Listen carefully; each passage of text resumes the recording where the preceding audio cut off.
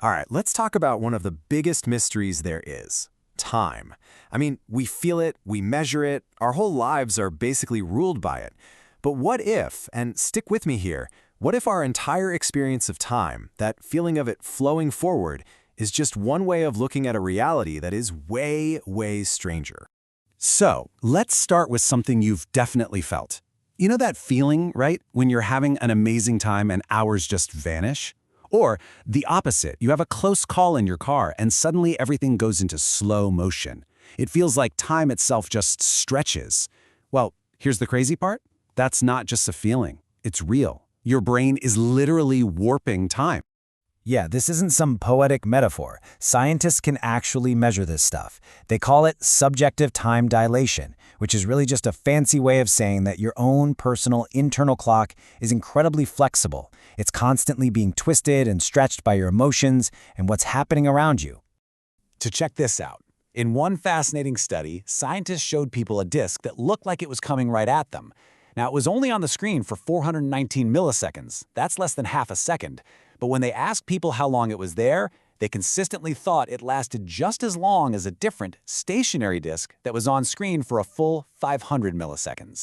So what was happening? That disk moving towards them triggered a tiny little threat response in their brains. And that arousal, that little bit of uh-oh, makes our internal clock speed up. It starts ticking faster, packing more moments into the same amount of real-world time.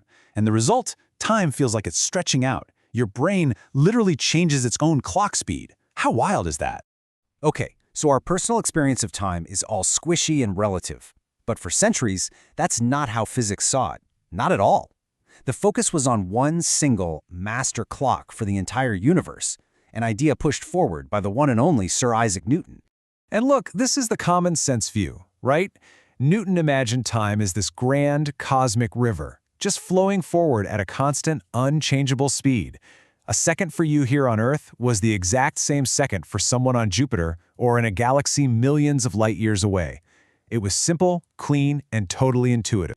For Newton, time wasn't relative to anything else. As he put it, it was this absolute, unchanging background for everything that happens in the universe. And that really simple idea was the bedrock of physics for more than 200 years. But then, everything changed. In the early 20th century, a patent clerk named Albert Einstein came along, and he took that beautiful universal clock and just smashed it into a million pieces. This is the really radical question Einstein started asking.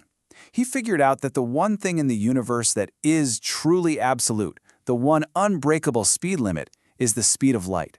And if the speed of light never changes, well, then something else has to be flexible. That something was time itself.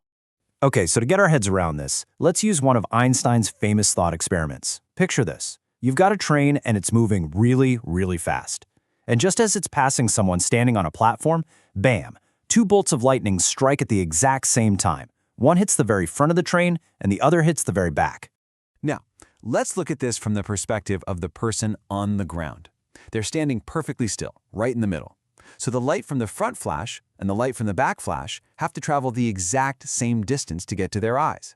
They see both flashes at the exact same moment. So for them, the conclusion is easy. The events happened at the same time. They were simultaneous. But now, let's jump onto the train. Imagine you're sitting in the dead center of that train car. The train is moving forward, which means you're rushing towards the light coming from the front and rushing away from the light coming from the back. Because of that, the light from the front lightning strike reaches your eyes before the light from the back one does. So what's your conclusion? The front of the train was struck first. So you see the problem, right? We have two observers and two perfectly valid but completely contradictory conclusions. One person says the events were simultaneous, the other says nope, the front happened first. So, who's right? And this is the part that will absolutely blow your mind. The answer is, they both are. They are both correct. This was Einstein's genius. He realized there's no such thing as a single universal now. Whether two events happen at the same time depends entirely on how you're moving.